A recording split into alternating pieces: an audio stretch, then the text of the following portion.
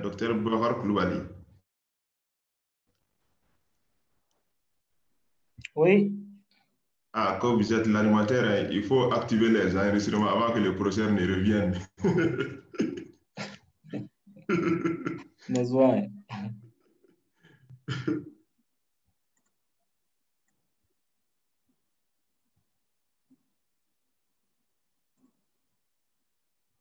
C'est bon, je pense.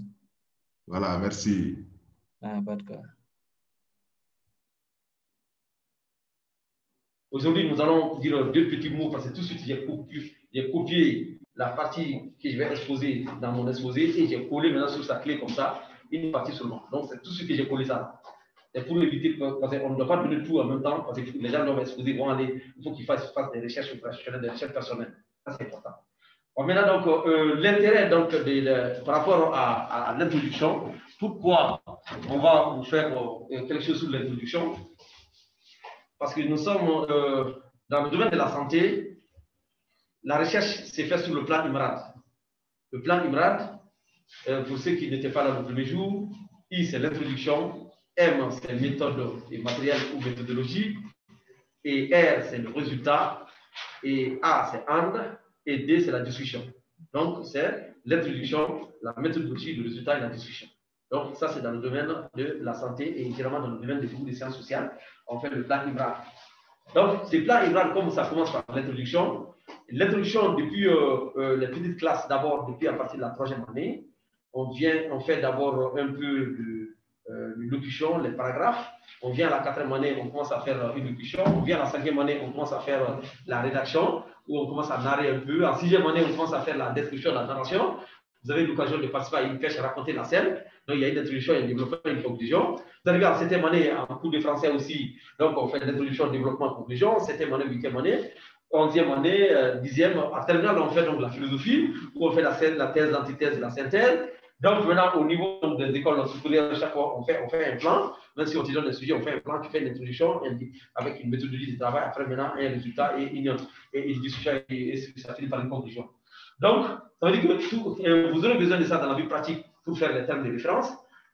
Tout terme de référence commence par un contexte de justification, c'est de là qu'il s'agit d'introduction. Chaque fois que vous voulez faire une recherche opérationnelle, ça commence par l'introduction. Vous voulez faire n'importe quelle recherche, ça commence par l'introduction. Donc, on dit deux petits mots par rapport à ces éléments-là. Et donc, l'intérêt de connaître l'introduction, voilà, dans la vie pratique, qu'est-ce que ça va vous servir? La connaissance de cette question. Et donc, les outils pédagogiques. À la fin de cette petite partie de la leçon, vous serez en mesure de savoir quand est-ce qu'on doit faire l'introduction. Quelle est la longueur de l'introduction? Quels sont les éléments qui doivent ressortir dans l'introduction? Quels sont les types d'introduction? Comment faut-il faire l'introduction? Quel est le lien entre l'introduction et le reste du mémoire ou de la thèse? Entre l'introduction et les questions de recherche, entre l'introduction et les objectifs, entre l'introduction et la méthodologie. Quand est-ce qu'il faut faire l'introduction? Comment faire l'introduction? Voilà, à la fin de cette petite partie de la leçon, vous allez pouvoir maîtriser ça. Cela étant, mes chers amis, nous allons continuer. D'abord, pour faire l'introduction, c'est le chapitre 6 dans mon exposé. Donc, j'ai copié-collé seulement ici. C'est le chapitre 6 dans mon exposé. Parce que j'ai sauté beaucoup de chapitres pour que vous donnez en fait, si vous allez faire vos exposés, pour rappeler que vos exposés, ça doit commencer obligatoirement par l'intérêt de la leçon de la vie pratique, leçon de la C majuscule, et maintenant, objectif pédagogique. Après, maintenant, vous allez commencer à citer le contenu. Mais il ne faut pas présenter un exposé qui ne commence pas par l'intérêt de la leçon de la vie pratique. Et aussi, il faut que vous parlez vraiment des objectifs pédagogiques. Les objectifs pédagogiques, c'est qu'à la fin de la leçon, l'apprenant ou l'apprenant sera à mesure 2. Vous venez à lire 1, 2, 3, 4. C'est que l'apprenant doit savoir. Il faut que ça c'est ce qui est recommandé par le CAMES, c'est ce qui est recommandé par les grandes écoles de pédagogie et de pédagogie à travers le monde. C'est plan. Voilà. Et vous faites le plan ici. Ok, on continue. Donc, ici, pour faire l'introduction, il faut que vous arriviez d'abord à relire le développement pour mieux expliquer de quoi il est question dans le travail. Donc, l'introduction commence d'abord par la revue de la littérature. Ça veut dire quoi? Vous devez lire beaucoup de documents concernant votre thème. Vous prenez un thème sur la malnutrition. Donc, donnez-moi un thème que vous allez prendre ceci, je vais faire un exemple sur ça. On va aller directement dans la pratique, comme vous êtes vous avez déjà de l'expérience dans beaucoup de choses, donc on va aller à partir de votre expérience à renforcer seulement vos capacités tout simplement. Un thème quelqu'un de recherche que vous aimez, un thème quelqu'un de recherche. Vous donnez un thème? Oui, donnez-nous un thème, parce qu'il y a 20 personnes, 6 personnes ont pu donner un thème. Ok. Donnez un thème. Donc, supplémentation en iode chez les femmes en âge de procréation. D'accord. Supplémentation? Supplémentation en iode. En iode, ok, d'accord. La supplémentation en iode. Voilà, donc, Oui. on voulait parler de la supplémentation en iode, c'est les femmes en âge de procréation, n'est-ce pas? En âge de procréer. Un thème comme ça. L'introduction, vous devez lire tous les savants, tous les auteurs qui ont déjà travaillé sur la supplémentation en iode. En général. Ensuite, sur la supplémentation en iode chez les femmes en âge de procréer. Si personne n'a même travaillé sur la supplémentation des femmes en iode chez les femmes en âge de procréer, de toute façon, il y a des gens qui ont travaillé sur la supplémentation en iode. Donc, vous allez parler donc de ces études-là. Et votre particularité, c'est que vous allez dire que dans les recherches que j'ai à faire, je n'ai pas rencontré une étude sur la supplémentation en iode chez les femmes en âge de procréer. Ou bien, ce que les autres ont fait, ils ont travaillé là-dessus, mais cette partie-là, ils n'ont pas fait. Personne n'est arrivé à ça. Et moi, je vais s'empêcher à comprendre ça. Donc, vous lisez, vous expliquez la supplémentation en iode dans le monde, en Afrique, au Mali. Et maintenant, par rapport à votre thème. Voilà. Donc, il faut lire donc, beaucoup de documents. Le mémoire ou la thèse commence toujours par la lecture. Donc, généralement, on demande au minimum 30 documents avec le mémoire et jusqu'à 150 parfois avec la thèse. Donc, il faut que vous lisiez beaucoup pour pouvoir faire. Parce que si vous ne lisez pas beaucoup, vous allez faire plagiat. Ça vous rend compte et vous pouvez être traduit devant la justice de chez ton père. Parce que tu ne lis pas beaucoup, toi tu as écrit des choses, pendant que c'est toi qui as inventé, alors que tu as trouvé quelqu'un d'autre à faire. Donc, on ne saura pas que, on ne va pas dire que tu as lu et tu as copié. On va dire que ton chose, c'est qu'en fait, tu as vu, tu as lu, tu as copié, sinon, on ne dira pas que tu n'as pas lu ou que tu ne savais pas. Non. Si tu dois travailler sur quelque chose, il faut que tu lises tout ce que les autres ont fait avant toi. Et dire, voilà ce que moi je vais apporter à la science. Mais si c'est le copier-coller là, ça c'est plagiat. Vous connaissez très bien le cas du ministre allemand de la Défense qui a été renvoyé et qui a fait la prison à cause du fait que sur sa thèse, dans sa thèse, disons, il y avait une partie de sa thèse où il avait copié la thèse d'un étudiant israélien. Et maintenant, à cause de cette phrase devant l'Israélien a porté plainte contre lui, les ministres de la Défense, on l'a débouché et on l'a directement enfermé pour plagiat. Vous voyez comment c'est grave. Bonjour. Bonjour. Oui, est-ce qu'il est possible de lire dans tous les documents là où on a traité le thème?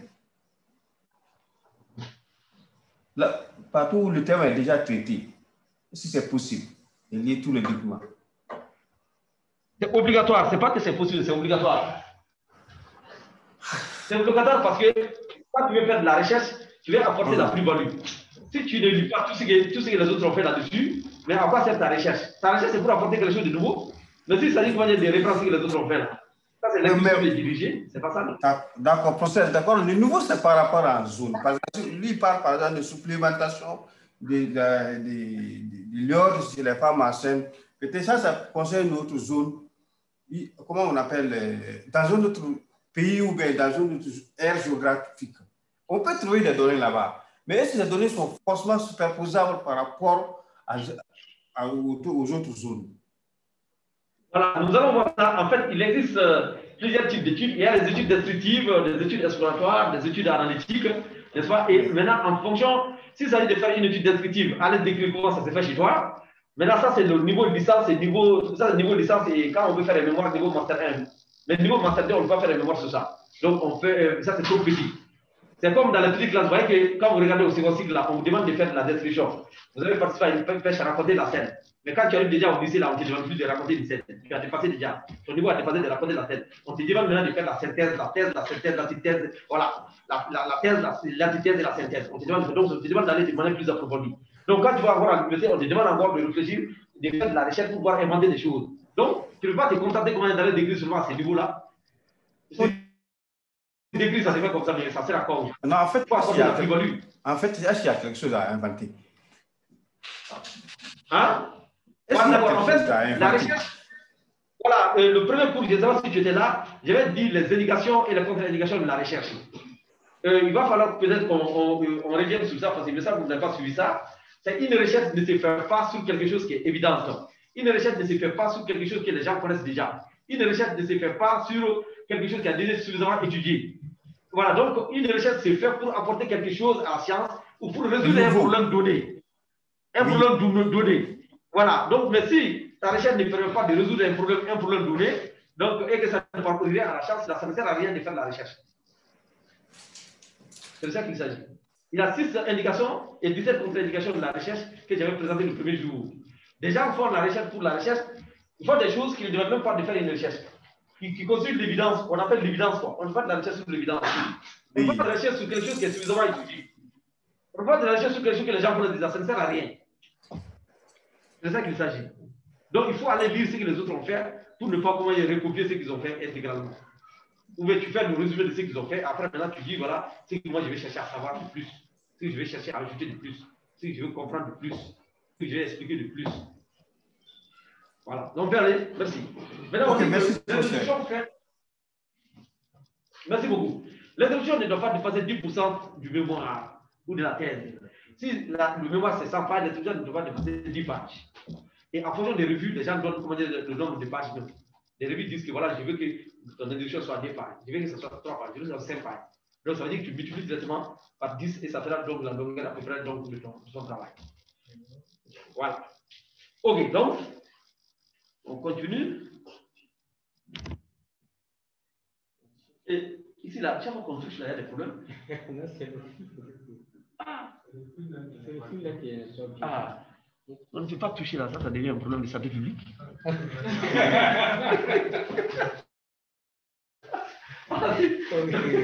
Donc, l'introduction est la partie la plus importante de votre travail sur le plan rhétorique. Parce qu'au niveau de l'introduction, tu vas dire quel est le problème. Là, tu vas démontrer la pertinence de ton thème. Si le thème n'est pas, si on lit l'introduction, on voit que ton thème n'est pas pertinent, on dit, mais lui, il s'amuse.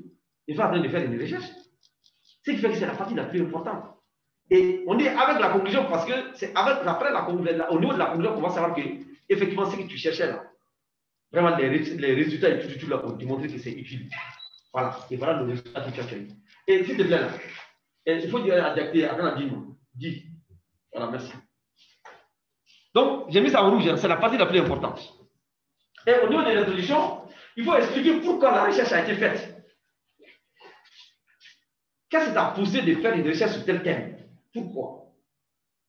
Quelle est la pertinence? Quelle est l'importance théorique? Quelle est l'importance pratique?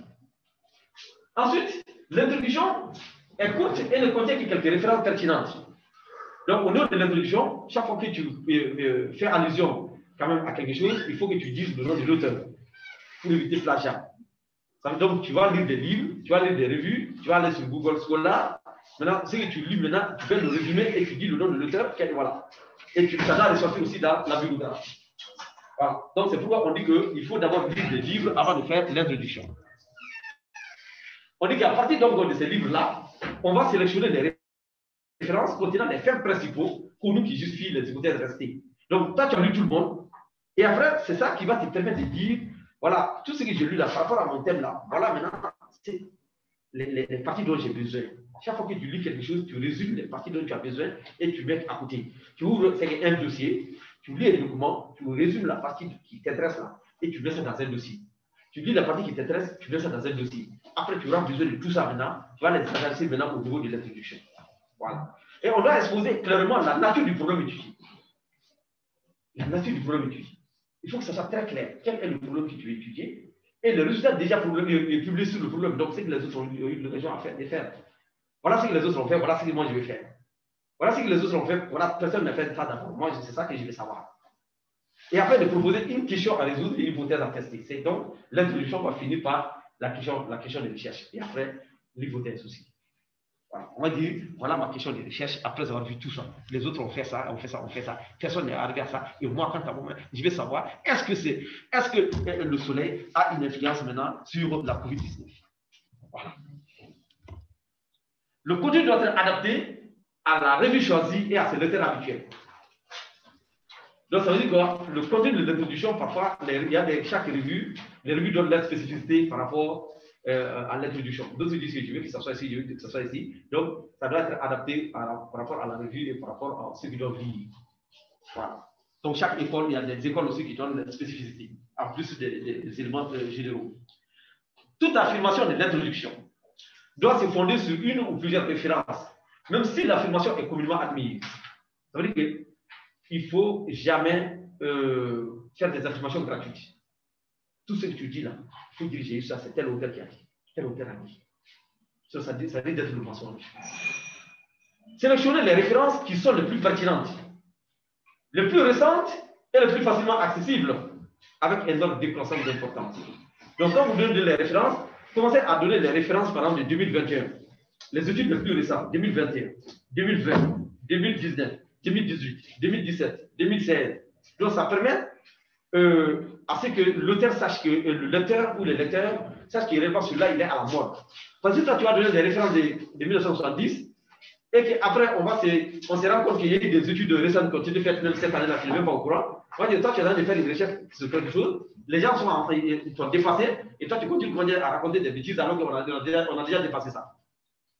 Donc, il faut commencer par les plus récents. Et c'est pourquoi, même un enseignant, on nous enseigne en andragogie, en pédagogie, le meilleur enseignant est celui qui amène l'information la plus fraîche aux apprenants. Tu ne peux pas venir avec un cours préparé l'an dernier et tu enseignes ces cours la copie conforme cette année. Alors qu'il y a des nouvelles découvertes par rapport aux cours et toi, tu n'as pas inséré ça. Tu n'es pas en train d'être utile aux apprenants et aux apprenantes. Tu dois leur donner l'information la plus fraîche. C'est-à-dire que ce qu'on a découvert en méthode de la recherche, tout de suite, la dernière découverte en février 2021, là, tu dois pouvoir vous dire ça tout de suite. Et donc, vous devez maintenant ce qu'on a dit là dernier, alors qu'il y a quelqu'un qui a fait une autre recherche pour démontrer autre chose. Donc, vous devez avoir de l'information en temps réel. Un enseignant qui vient avec les cours préparés chaque année et qui enseigne ces cours-là, lui, on doit le limoger purement et simplement parce qu'il n'est pas en train d'enseigner, il est en train de faire des récitations moi-même parce qu'il m'a mis la scène de C'est ma spécialité. C'est ça qui n'est pas au niveau de nos facultés. Chaque année Ah, d'accord. Il faut modifier chaque année. Voilà, il faut modifier. Voilà, toujours, il faut rentrer dans Google Scholar. Hein? Et aussi, si tu fais des recherches, il faut avoir des liens avec des revues. Tu achètes des revues, les numéros des revues, et tu te branches maintenant avec l'Internet là. Tu te connais sur les revues. Donc, chaque fois que tu veux faire un cours seulement, tu cliques dedans, tu dis information jusqu'au. Par exemple, aujourd'hui, hier là, avant de venir, j'ai mis directement sur le web la dernière information jusqu'hier par rapport à la mesure de la recherche. Jusqu'hier. Pour que ce qui a été inventé dans le monde entier, vous soyez au même niveau que l'apprenant qui se trouve à MGO à Moscou, à la Harvard aux États-Unis et vraiment à Nancy en France, etc. Et à Oxford en Angleterre. Donc la dernière, c'est ça l'enseignement. Il faut mettre les gens à niveau parce que les sciences évoluent, tu dois évoluer avec la science. Donc quand tu dois parler de la revue, tu parles donc les plus récents et les plus importants. Donc les documents que tu as lus, les documents les plus importants, tu les cites, par ordre décroissant. Et les plus récents aussi, par ordre décroissant, jusqu'au moins récent. Donc, l'introduction doit, dans ces cas, il y a trois éléments, trois ordres. D'abord le général, ensuite le particulier, ensuite l'utilité et la justification. Tu veux parler de celui qui a parlé de l'iode, par exemple, l'inflammation de l'iode. L'iode, par exemple, donc l'étude qui a été faite par rapport à l'iode chez les femmes en âge de procréer, dans le monde, en Afrique, au Mali. Ensuite, le cas particulier de l'implémentation de l'iode chez les femmes en âge de procréer au Mali. Les femmes en âge de procréer, comment si tu veux faire dans ton village là-bas, la particularité. Ensuite, maintenant, exposer, après la question des ressources, maintenant, tu finis maintenant par le but ou encore par logique générale, les outils spécifiques, l'intérêt théorique et l'intérêt pratique de ta recherche. Bien.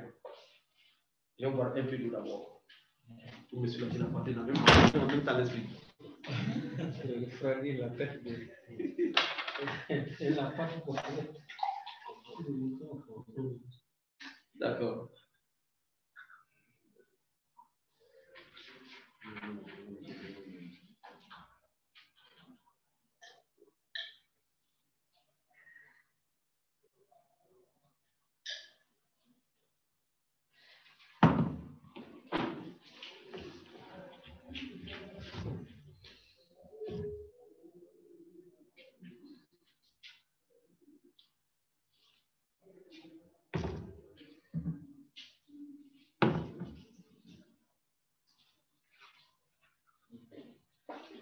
Bien. Donc, c'est le système de l'entonnoir.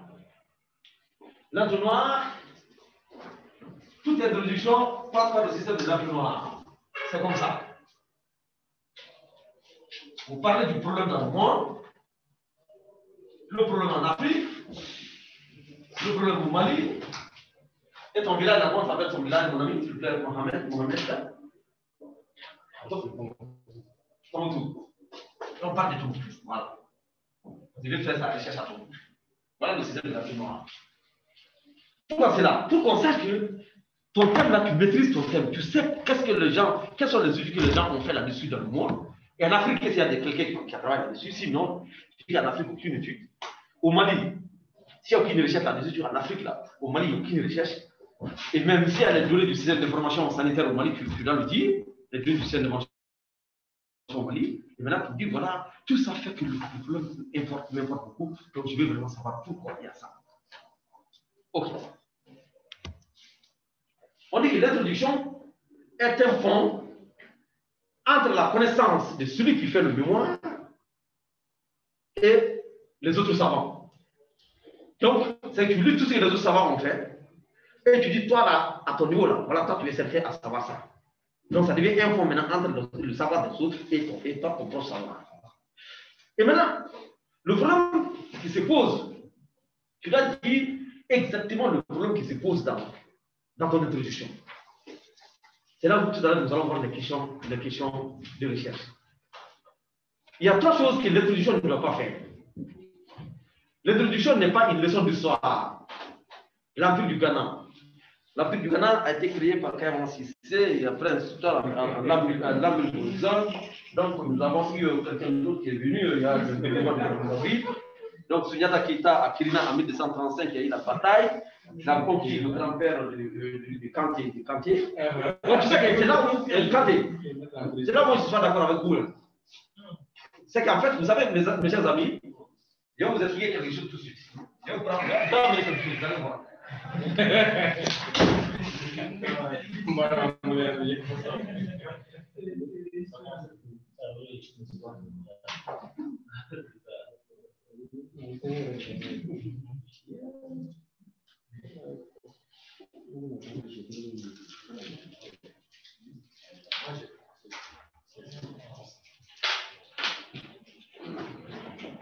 L'histoire du Mali a été renversée sur les Kantés, renversée sur le dos des Kantés, sur la tête des Kantés. Donc, oui, quand on veut comprendre qu'on parle seulement de l'Empire Soso, de Soumaoro Kanté, seulement le jour de sa défaite, qui est né en 1235. Vous avez jamais vu qu'un roi, on parle de lui seulement le jour de sa défaite? Mais le temps de son apogée, on ne parle jamais. On parle de lui seulement le jour de sa défaite. Parce que l'histoire a été racontée par les vainqueurs. C'est quelqu'un qui a géré toute l'Afrique à son temps et qui a créé le deuxième empire après l'empire du Ghana. Comment celui-là, on ne parle pas de lui, on parle de lui seulement le jour de sa défaite. Mais avant qu'il ne fasse une défaite, là où est-ce qu'il était? Et comme les Kantés sont restés comme un mien aussi, donc maintenant, regarde la zone de la Rive, c'est le problème. C'est le problème. Voilà, ça c'est le problème. Donc, ici, il ne s'agit pas de parler de l'histoire de Soumaoro Kanté, Adjara. Ici, ce n'est pas une leçon d'histoire. Deuxièmement, il faut parler de la bibliographie, bien sûr. Mais il ne s'agit pas quand même de recopier tous les livres. Il y a des gens, j'ai vu des mémoires où les gens vont prendre des livres et vont recopier. Si c'est ça là, on a besoin d'un élève de 6e année qui s'est tapé à l'ordinateur, tu lui donnes le livre de recopie. Ça, c'est aussi simple que ça. Il s'agit de faire le résumé des parties des livres, des revues, des articles qui concernent ton thème, n'est-ce pas? Il s'agit de faire le résumé là-bas. Et c'est tout. Et donc, c'est pourquoi en 11e année, on nous apprend à faire la contraction des textes. Voilà, ceux qui ont sauté la 11e année, comme Adjara, peut-être, je ne sais pas. Sinon, si ce n'est pas ça, donc, si tu n'as pas tu rappelles des leçons de contraction de texte à ce niveau. Toi, oui? Non, il disait généralement, ce sont les littéraires qui font ça. Ah non, on faisait ça en sciences. Je ne sais pas si on a changé sur notre temps. Ah non, on faisait ça en 11e, en SB. C'est un certain Traoré qui nous a fait ça là. Il était de Dogo. Je me rappelle très bien là. Voilà. Et je ne pas très bien. C'est comme le problème qui a été avoir chargé, mais autant de nous a travaillé quand même. C'était. On faisait ça en bien. Ah, d'accord, merci beaucoup. Ok. Donc, formuler des affirmations sans les justifier par une ou des références. Je dis, chaque fois que tu donnes une affirmation dans ton document, qui vient d'un livre, d'une revue de quelqu'un, et que tu ne suis pas le nom de l'auteur, c'est du vol. C'est ça, plagiat. La personne peut porter plainte contre toi. Tu prends un mot chez quelqu'un, là, il faut que tu mettes entre parenthèses son nom et l'année, ensuite en bas dans la biographie, tu cites son nom. Parce qu'il t'a donné une connaissance. Il t'a donné une connaissance. Donc, tu ne dois pas. C'est pour tu vois, chez nous en Afrique, avant les gens étaient très méchants pour la connaissance. Pourquoi Amadou Ampateba disait qu'en 1963, qu'un vieil africain qui meurt est une bibliothèque qui s'enflamme, qui brûle. Parce que tout simplement, l'Africain, comme nous, on n'avait pas le droit d'auteur, on n'a pas pu fixer la notion de droit d'auteur. Donc, ce que tu as là, tu gardais, parce que si tu donnes à quelqu'un d'autre, on ne dira pas ton nom. On ne dira pas ton nom. Même les citations là, parfois, il y a des grands savants dans la tradition qui avaient des citations. La citation devient commune, maintenant, on ne sait pas ça vient de qui. Parce qu'on ne dit pas de son nom. Pour éviter ça, les Européens ont compris, les Occidentaux ont compris, et ils ont dit non, on ne va pas aller comme ça. Si tu prends un mot chez quelqu'un et tu dis son nom, ça permet au moins aux autres d'inventer. Si tu ne dis pas ton nom, les autres ne vont pas inventer. Nous, on a beaucoup de savants hein, nous, on dit beaucoup de programmes dans nos langues là, vernaculaires, ça vient d'un individu. Voilà, mais on ne dit jamais le nom. Voilà, on ne dit jamais le nom. Et c'est fini, la personne même comme ça avec toute sa connaissance. Donc, même si tu causes avec quelqu'un, quelqu'un te dit un mot là, quand tu lui fais référence, tu dis comme l'avait dit, quand tu t'appelles le gouvernement moderne, ah oui. Quand tu l'appelles. Sinon. C'est la première fois qu'on me qualifie. Non, mais tu restes. Comment tu restes mon président pour garder quoi? Pas du tout.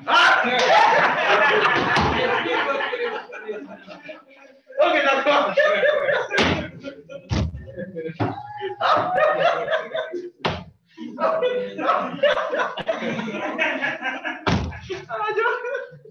D'accord, il y a pas de. D'accord, qu'est-ce que c'est là? Mon nom de famille est Signaté. Oh, Signaté. Signaté, Niagaté. Oh, d'accord. Appartiennent à la même famille. Nous, nous venons de la ville où nous sommes à Niagaté. Ah, d'accord, merci. Ok, merci beaucoup. Ton prénom c'est Zakaria. Zakaria. Bon, Zakaria, d'accord. D'accord. Donc, merci Zach. Ok, donc, votre c'est basé, Zach, sur votre Si par exemple Zach me dit quelque chose, quand je dois le faire référence un jour, je dis, j'ai un ami Zach là, il disait ça. Voilà. Ça, c'est au moins de l'honnêteté intellectuelle. Vraiment, j'avais un tonton, il était dans le rouage de l'administration, au temps de Moussa Traoré là. Chaque fois, il me disait un problème là. Il dit, voilà, avec une cocaïne. Ça veut dire, tiens, casse la gueule du nom. Que quand tu rentres, à l'époque, quand tu rentres dans l'administration, quand les gens disent non, tu ne veux pas, là, que quand tu fais on, la coca, ça casse la gueule du nom. C'était lui son système, quoi. Tu vois, ils vont casser la gueule du nom. Voilà. Donc, ouais, chaque fois que je répète ce qu'il a dit. Il y a des citations comme ça. Des gens qui n'ont pas écrit, mais ils ont fait des citations comme ça. Tu as vu?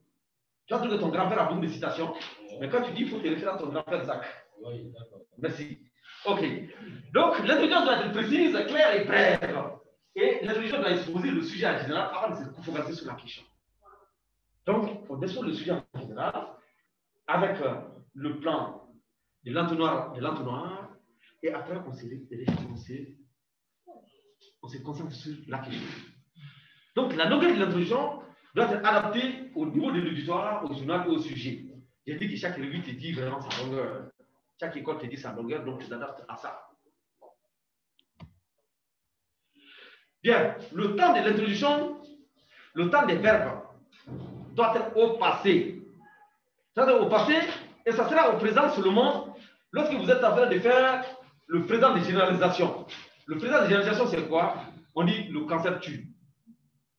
Le coronavirus existe. La COVID-19 est une réalité. En ce moment, ça c'est le présent. Ça c'est des affirmations qui ont été démontrées scientifiquement. En ce moment, on parle du présent de l'indicatif. Sinon, toute la thèse, tout le mémoire doit se faire au passé composé. il n'y a pas d'imparfait, il n'y a pas de plus que parfait, il n'y a pas de subjonctif, c'est de l'indicatif. Il n'y a pas de conditionnel. Le conditionnel, c'est lorsque vous n'êtes pas sûr qu'on est quelque chose. Et dans ces cas, vous êtes obligé de vous rappeler de vos leçons de grammaire pour savoir que quand on parle donc du conditionnel, il y a le conditionnel simple, il y a le conditionnel passé première forme et le conditionnel passé deuxième forme. Et que le conditionnel va maintenant avec le subjonctif, le plus que parfait du subjonctif, qui est conçu de deux états être ou avoir l'imparfait du subjonctif plus le passé du verbe conjugué. Et qui se met très généralement dans la promotion subordonnée conjonctive, introduite par le pronom relatif que, et dans la promotion principale du verbe, le conditionnel passé deuxième forme. Un exemple. Dieu aurait pu faire que juste été multimilliardaire et que juste donner à chacun de vous un milliard.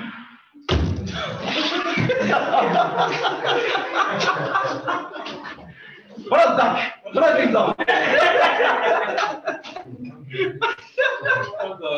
Tu comprends déjà? Voilà, donc quand Dieu aurait pu faire, ça c'est le conditionnel passé première forme, constitué de l'un de ces être ou avoir au conditionnel présent, plus le passé du verbe conjugué, que juste été multimilliardaire, que juste été, c'est le plus que parfait du subjonctif, constitué de l'un de ces être ou avoir de l'imparfait du subjonctif, plus le passé du verbe conjugué. Donc, dans la fonction principale, il y a le conditionnel passé première forme, et dans la fonction subordonnée conjonctive, il y a le plus que parfait du subjonctif. C'est ce qu'on appelle la concordance des temps. Donc, vous êtes obligé de réviser un peu vos leçons de grammaire par rapport à ça. Voilà. Merci, on est parti. Ok. Pour Farfort, ici, pour prononcer le nom du monsieur, il faut insulter son père. Il s'appelle Farfort. Parce que quelqu'un a voulu insulter son père une fois, là, il n'a pas bien lu, quoi. Là, j'avais dit.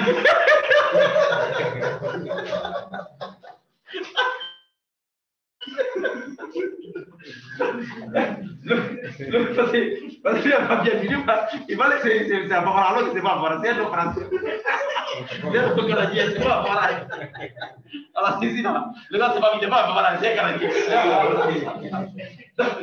Parfois, en 76, il dit que deux émissions étaient fonds. Donc là, c'est le comptage du verbe, comme j'ai dit, potentiel et le et un entonnoir. Un entonnoir, exposé du nom du sujet, avant de finir par une question ici. Entonnoir. Et ces outils sont parfois contradictoires, sont appliqués au mieux. Tu as comme l'impression que l'individu parfois peut dire qu'il n'est même pas d'accord avec tous les autres auteurs, et voilà, lui, il veut savoir, il veut démontrer que les autres auteurs n'ont pas raison. Parfois, ça peut être une contradiction. Quelqu'un a fait une étude. Et vous voyez, c'est ce qui arrive avec les médicaments. Vous voyez que quand on invente des médicaments chez ces Européens, là, ils viennent, ils influencent chez nous.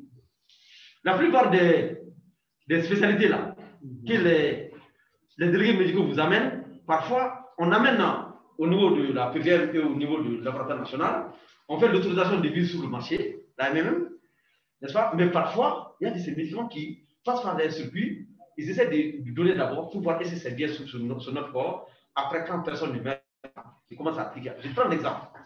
Il y a le médicament de Vioxx, un anti-inflammatoire non stéroïdien, qui a été fabriqué aux États-Unis. Ils ont amené au Nigeria, dans une commune rurale. Donc, ils ont donné beaucoup d'argent aux maires et aux médecins-chefs, donc du CESCOM, là-bas, et ils ont donné le médicament aux gens. Et après, le médicament a montré son efficacité. Tous les malades qui recevaient quand même pour des problèmes d'inflammation, il n'y avait pas de problème. Et le médicament n'avait pas d'autres effets indésirables. Donc, ils sont retournés avec le médicament aux États-Unis pour dire que le médicament a été explanté au Nigeria. Et donc, ça n'a tué personne, ça veut dire que le médicament est bon. Et vraiment, c'est efficace. Donc, c'est rapide et ça va d'effet indésirable. Ils ont commencé à utiliser le médicament. Donc, il y avait un professeur de médecine interne. Lui, il est très rigoureux. Quand il donne un médicament nouveau à quelqu'un, il suit le malade jusqu'à une année. Il prend son numéro, chaque fois il appelle maintenant pour voir. Et lui, il avait constaté, chaque fois qu'il donne le médicament à quelqu'un, au bout de quelques mois, quand il appelle, on dit que la personne est morte. Il va le voir et trouve que c'est un infarctus du myocarde. Donc, tous ces malades qui avaient pris ça avaient fait un infarctus du myocarde. Point commun. Il dit non, il y a problème. Et il ne faut pas un infarctus du myocarde tout de suite. Ils font ça parfois 3 mois, 4 mois, 5 mois après. Effet retard. Et comme en Afrique, là, quand on donne le médicament au domicile, il est guéri à la porte, là, si la porte dit qu'il n'a pas de douleur, le médicament est bon. Mais personne n'a le temps de suivre, de prendre les malades là, 6 mois après, appeler comment ça va chez toi là. Voyez, mais c'est son problème, s'il ne vient pas, c'est son problème. Moi, j'ai autre chose à faire. Oui? S'il vous plaît, est-ce que vous pouvez nous donner avec approximativement la date à laquelle l'incident a eu lieu? Ah non, je ne me rappelle exactement, mais ça a été. Moi, j'ai vu, c'est un documentaire sur la chaîne Planète. J'ai suivi ça, je suis en train de un documentaire pour entendre. C'est le jugement même c'était le jugement du laboratoire. Voilà. Mais quand tu rentres sur Google, tu vas retrouver. Ok. C'est juste pour apporter des questions par rapport à ce point. Avant, autrefois, dans les essais cliniques, on ne prenait pas tout en compte certains aspects. Je vous donne ici un exemple. Les cas d'infarctus du myocarde en situation des Covid, par exemple. Pour l'éviter, l'OMS, avec les FDA, la fédération. Oui, la police internationale. Ils ont quand même mis un système en place, on a réussi, si je peux me permettre de le dire ainsi, de faire passer tous les volontaires qui viennent à cette expérience-là, d'examiner si ils sont prédisposés à faire ce qu'on appelle, si ont des pathologies carrières suffisantes en écho, vraiment être fatal pour eux, soit au cours de l'essai, soit après l'essai. Souvent, ils ont mis en place ce qu'on appelle des CJ systématiques pour tous les volontaires. Alors, déjà, des zones ici. Oui. La normale, je pense que maintenant, s'il y a des cardiologues dans la salle que vous le là, ça ne va pas dépasser les 450 millisecondes. Donc, tout volontaire qui s'est prêt à cette expérience-là, qui ont un nombre supérieur au bilan de cela, des cas systématiquement. C'est pourquoi qu'on a mis en place pour pallier à ces choses-là. Très bien. Pour raison que vous l'avez déjà posée, si l'événement avait eu lieu bien avant la mise en place du système, ici, elle est antérieure à la mise en place du système. D'accord, mais vous pouvez voir, vous regardez sur Google Scholar, vous cliquez Vioxx, l'anti-inflammatoire Vioxx. Bien sûr, et vous allez avoir toutes les informations. Voilà, merci. Voilà, merci beaucoup pour l'information. Donc, du coup, quand il a remarqué que les malades qu'il appelait, au bout d'un certain moment, on dit que le malade est mort. Et comme quand on meurt là-bas, on fait chaque fois le statut, on cherche à comprendre, et c'était tout sur les parties du myocarde. Donc, du coup, il a porté plainte contre l'usine. Pour dire que le médicament a un effet chronique sur le cœur et que ça entraîne les parties du myocarde. Et l'usine a été allée devant la justice. Et c'était le procès là qu'ils avaient fait contre cette planète. Ouais, donc, c'est pour dire que parfois, on peut dire que les gens ont dit que ce médicament est bon, mais moi je trouve que le médicament n'est pas bon et je vais faire une recherche là-dessus pour me rassurer que est-ce que réellement le médicament est bon. Ouais, tout récemment aussi, ça s'est fait en 2017 à Guillemane. Je ne sais pas, vous pouvez demander le messager de Guillemane.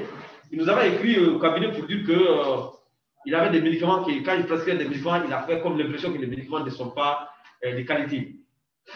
Après, on est parti prendre des décharges de médicaments, on est venu examiner, on a trouvé qu'il y avait de ces médicaments qui étaient des poudres de maïs. Voilà, donc on met là-dessus par exemple pratiquement, alors que c'est le maïs qui est dedans.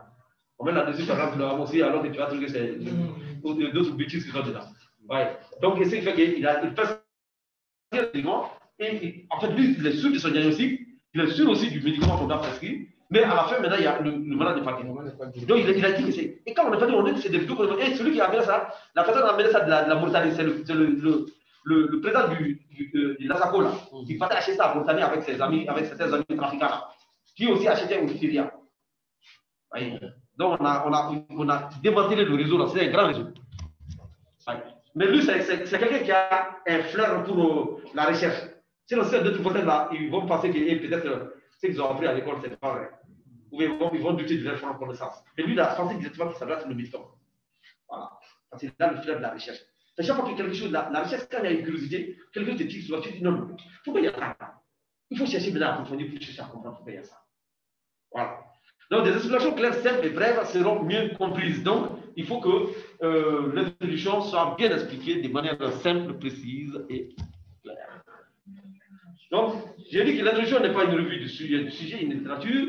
Ce n'est pas aussi une revue exhaustive. Il ne faut pas quand même recopier tout ce que tu as lu, mais il faut faire le résumé. Et l'introduction n'expose pas ce qui est décrit dans un livre. On ne prend pas un livre maintenant et on recopie le livre. On dit que ça. L'introduction ne doit être ni trop longue ni trop courte. C'est trop court aussi.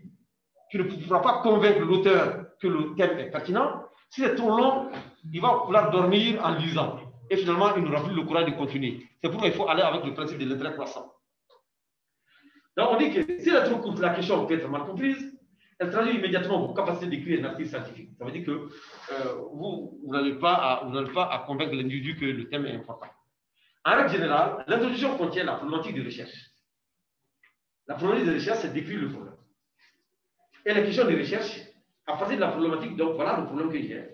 Et à partir de là, maintenant, voilà la question, je vais chercher à comprendre ça, à connaître ça, à savoir s'il y a un lien entre A et B. Et ensuite, vous allez expliquer vraiment la pertinence et la portée de votre travail. Voilà. Ça veut dire que moi, je vais faire ça. Et l'implémentation de l'iode, là, je vais essayer d'étudier ça sur les femmes en âge de procréer, mais je ne vais pas utiliser ça sur les enfants, je ne vais pas étudier ça sur les femmes enceintes. Oui? Les autres femmes, ou les hommes, je ne sais pas. Oui? Oui, il y a une question par rapport à ce point. Oui. Vous dites l'introduction contient la problématique et puis la question de richesse. Oui. Maintenant, si je me réfère à ce que vous avez dit à travers le lien entre un point A et un point B, là, il passe le quantitatif. Il essaie de décrire le lien entre ces deux points-là. Maintenant, est-ce que ce même cheminement est adapté pour les études qualitatives? Ok, merci. Quelles que soient les études, qu'on soit quali, quanti ou mix, le schéma est identique. Il y a toujours l'informatique, il y a toujours les questions de recherche. Et les questions de recherche découlent toujours de l'informatique. C'est identique. Voilà. Et maintenant, la différence entre quali, quanti et études purement descriptives, quali compréhensive et quali descriptive, nous allons voir ça dans le deuxième chapitre. Voilà. Donc, la première étape de l'introduction consiste à rédiger un premier jeu de la conclusion, puis de l'introduction, du résumé et des pages liminaires. Et la partie qui est intéressante, c'est que, contrairement à ce que vous pensez, on commence, le mémoire commence par l'introduction et le mémoire finit par l'introduction. L'article scientifique commence par l'introduction et l'article scientifique finit par l'introduction. Tu fais d'abord l'introduction, tu fais la méthodologie, tu fais les résultats, les discussions, les recommandations, la conclusion, la bibliographie. Quand tout finit là, ensuite tu remontes encore à l'introduction. Quand tout finit, donc l'introduction est la dernière étape. C'est la première étape et c'est la dernière étape. Parce que j'essaie de voir si l'introduction réellement est pertinente par rapport à tout ce que tu as écrit. Voilà, donc tu remontes maintenant et tu peux même tout effacer et reprendre. Comme tu fais effacer certaines choses, mais comme tu peux changer un peu la place de certaines choses pour essayer d'agencer. Donc c'est ça la partie magique de l'introduction. On commence par elle et on finit par elle. Voyez-vous, on écrit la conclusion en premier lieu, puis l'introduction, après on revient encore à l'introduction. Voyez-vous? Après la conclusion, on revient à l'introduction. Donc l'idée est d'écrire la conclusion alors qu'on vient de rédiger le chapitre présentant notre interprétation des résultats et les décisions. Donc, on va écrire la conclusion après avoir fini le résultat, les commentaires de discussion. À ce moment, nous avons assez clairement en tête les faits saillants à mettre en évidence dans notre conclusion. Nous rédigeons ensuite notre introduction. Car, après avoir écrit l'ensemble du mémoire, rédiger la conclusion, nous avons en tête les faits saillants. Donc, nous sommes en bonne position pour introduire notre lecteur à notre travail. Donc, on a fini tout maintenant. Après, j'essaie de voir maintenant qu'est-ce qui peut correspondre exactement comme introduction ici. Docteur Boga, on est ensemble. Moi, j'allais même vous demander de faire un tour de table. Oui, on va faire un tour de table tout de suite. C'est ça, merci, elle soutient. Ok, donc, docteur Boga, vous pouvez nous lire ça, s'il vous plaît. En effet, c'est à ce moment qu'il est le plus facile de composer cette introduction, car le mémoire est composé et écrit. L'écriture plutôt serait en fait exposer un ensemble d'intentions et d'objectifs. L'écrire après coup, c'est conduire la lectrice ou le lecteur à ce qui a vraiment été réalisé. Voilà. Au tout début de votre mémoire, vous commencez par l'introduction. Mais cette introduction-là, c'est quoi? Ce n'est qu'un ensemble d'intentions et d'objectifs. Des intentions. Mais lorsque vous finissez maintenant, vous revenez encore sur l'introduction. Cette fois-ci, vous avez les faits saillants en tête. Et ça, c'est moi, justement, que vous allez faire votre introduction pour l'adapter réellement à vos résultats, à vos commentaires, à tous ces trucs. Donc, l'introduction, elle est au début et à la fin. On commence le mémoire par l'introduction et on finit par l'introduction. C'est très important. C'est ce qu'on ne fait pas avec les autres, avec la rédaction, avec la dissertation. Mais avec le mémoire, avec la thèse, avec les articles scientifiques, c'est ce qu'on fait. L'introduction vient au début et vient à la fin. Bien. Tu Bokar, docteur Bokar.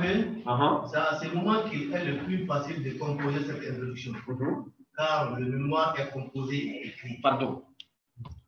La rédaction des autres pages liminaires, la table des matières, l'avant-propos, les renseignements, etc., les remerciements, etc., apparaît ensuite presque reposante et agréable. Ainsi, il est évident que nous approchons du début.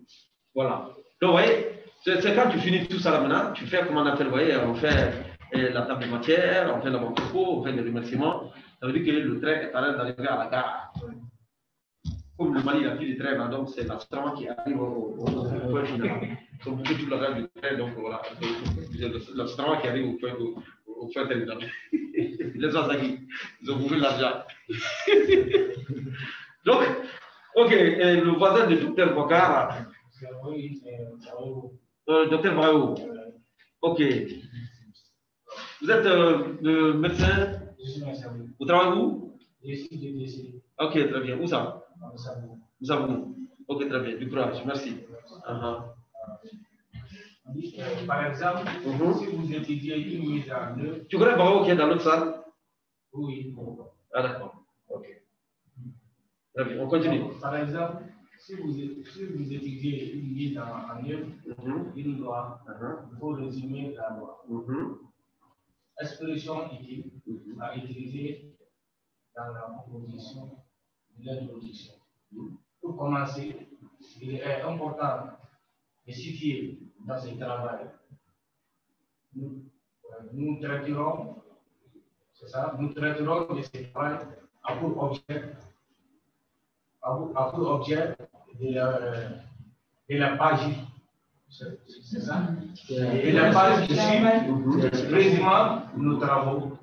La première question qui se pose, c'est de savoir. En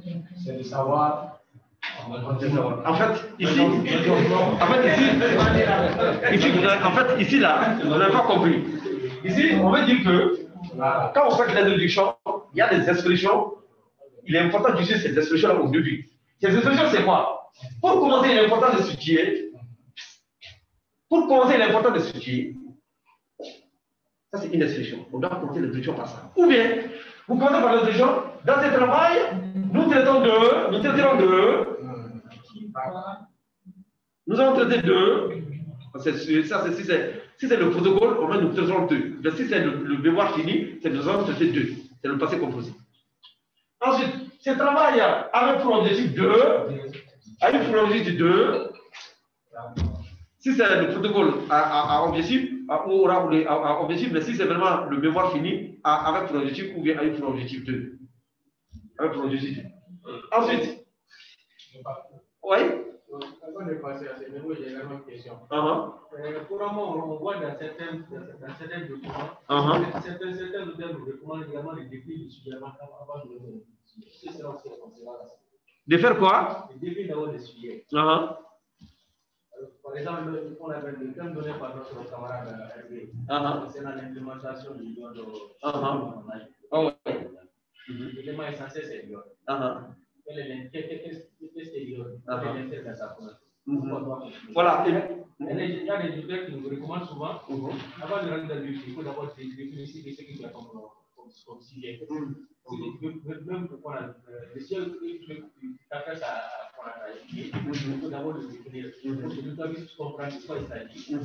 Dégager les problèmes en cas de manquement, mais en cas de non-disposition, c'est la paix. Est-ce que là, voilà, j'ai entendu des auteurs parler de ça, mais les auteurs, là où le point commun des auteurs mondiaux, c'est que les définitions des concepts rentrent dans la revue de la littérature. La revue de la littérature est constituée de deux parties.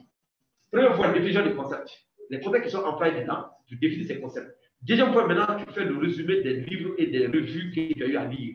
Mais si au niveau de l'introduction, tu vas te faire après une définition, là maintenant, au niveau de la revue de la littérature, tu vas écrire quoi? Parce que la revue de la littérature veut dire ce que j'ai puisé chez les autres, ce que j'ai puisé chez les auteurs. Donc, tu vas faire l'élément. Donc, au niveau, alors qu'au niveau de l'introduction, tu dois expliquer qu'il y a un problème. Qu'il y a le problème d'implémentation du lion de ménager les femmes en Afrique de progrès dans le monde. Le problème existe, il y a des auteurs qui travaillent sur ça. Le problème existe en Afrique, le problème existe au Mali.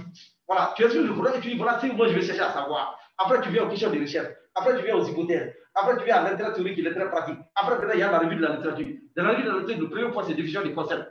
Et maintenant, ces éléments-là, c'est là où tu vas mettre tout ce qui est définition des concepts-là. Donc, si la personne veut comprendre, elle rentre dans la définition des concepts. Mais si tu commences depuis l'introduction à définir le premier des concepts, là, ça risque de. On risque de ne pas comprendre exactement. On risque de penser que tu es en train d'expliquer, de faire une leçon. Tu es en train de faire un cours, quoi. Alors qu'il s'agit de faire une recherche et non un cours. Voilà. On a dit comme ça aussi. Où on a dit que ce n'est pas un cours, mais c'est vraiment une recherche. Parce que si tu veux faire un cours, maintenant, il est important le thème là, que tu définisses le thème d'abord depuis le tout début.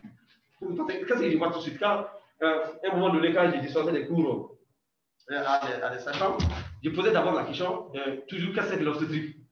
C'est le premier cours d'abord, je dis qu'est-ce que c'est l'obstétrique? Parce qu'il y a des gens qui viennent sur nous, ils ont trouvé du bassin, ils sont partis. La personne aura le diplôme de sachant, ne connaît même pas ce que c'est l'obstétrique. Mais tu lui poses la question, qu'est-ce que c'est l'obstétrique? La personne ne connaît pas.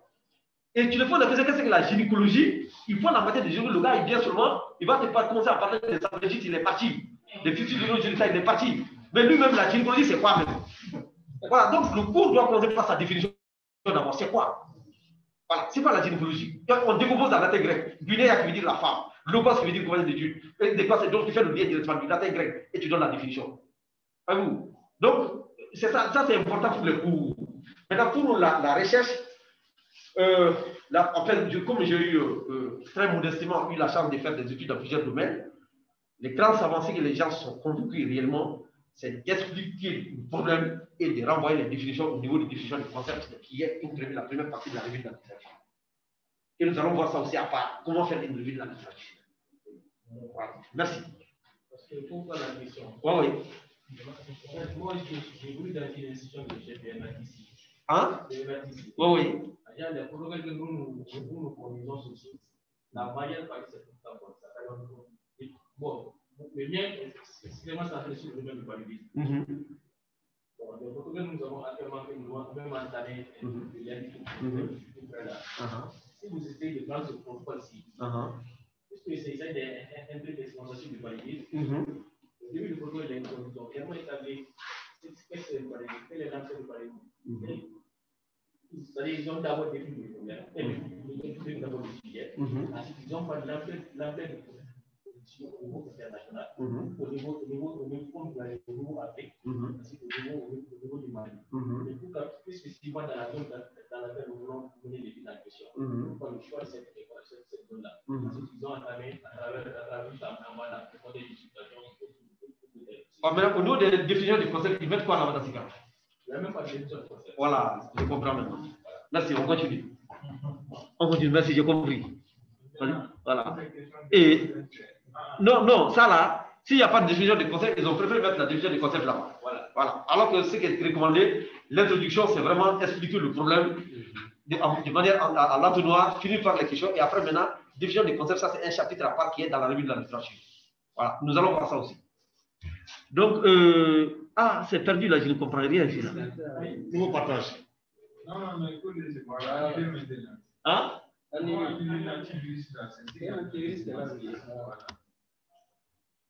Il y a un autre. Oui, voulez-vous l'annuler? Ok. On annule, ça ne vient pas. Oui, on arrête. Vous êtes en train de parler. On va pas arrêter. Il va falloir.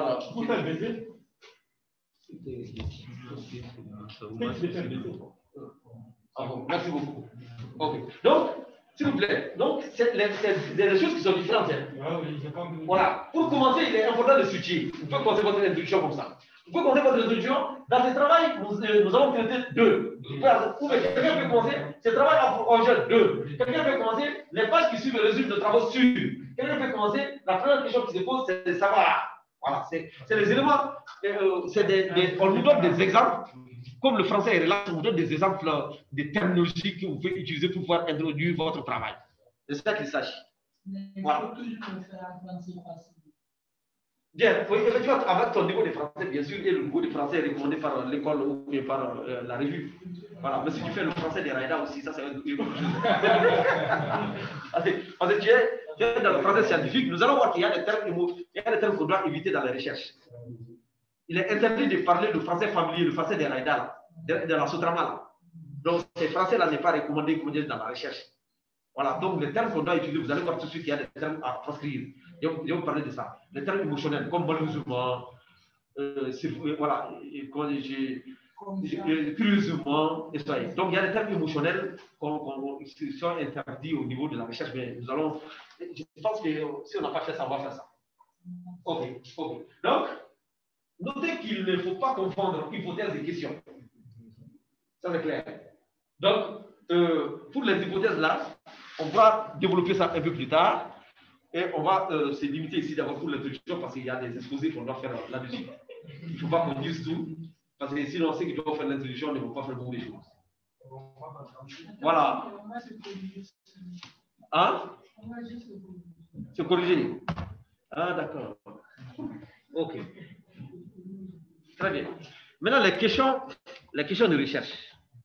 Voilà les questions de recherche.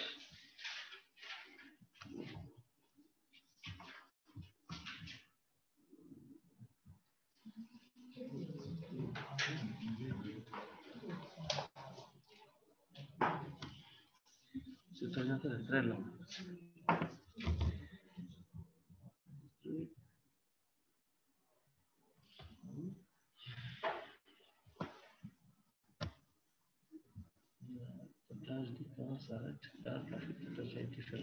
Question de recherche, ça aussi, j'ai copié ça seulement, j'ai collé tout de suite là.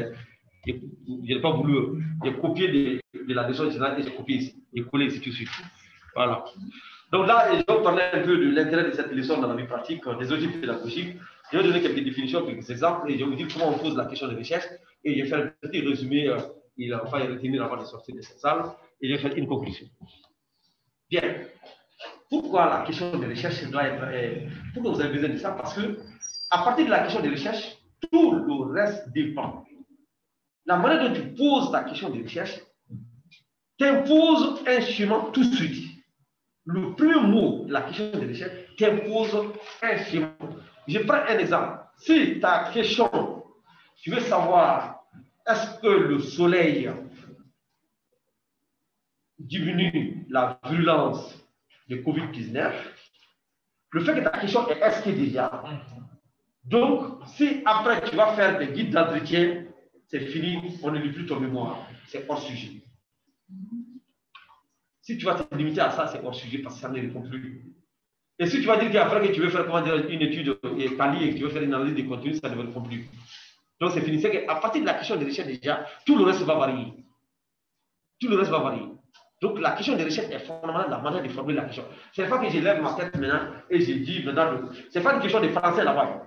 Ce n'est pas une question, non, c'est pas une question de langue.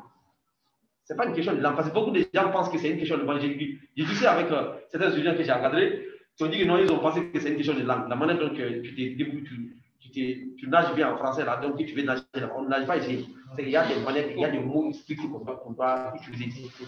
Donc, ce qui fait que la connaissance de cette leçon permettra à l'apprenant et à l'apprenant de savoir quand, où et comment poser les questions de recherche et de savoir quel type de questions pour quel type de recherche. Et c'est le point de départ de la recherche et tout le reste en dépend. C'est le point de départ et tout le reste en dépend. J'avoue, quand je vois une thèse ou une recherche native, je regarde seulement la question de recherche, je viens à la méthodologie. Si je vois qu'il n'y a pas de concordance sur moi, je trouve que le résultat est faux. C'est du mensonge qu'il y a dans le document. Je ne lis plus, c'est du mensonge. Parce que tu ne peux pas dire que moi je vais, comment on appelle, tu es de quelle région du Mali? Zagui. De Caille. Donc tu ne peux pas dire que je vais à Caille sur le dos d'un pigeon. Hein? Que je vais à Caille, mais je vais sur le dos d'un pigeon. Donc on sait directement que ce là lui ne va aller à Caille. Ça, c'est un farceur.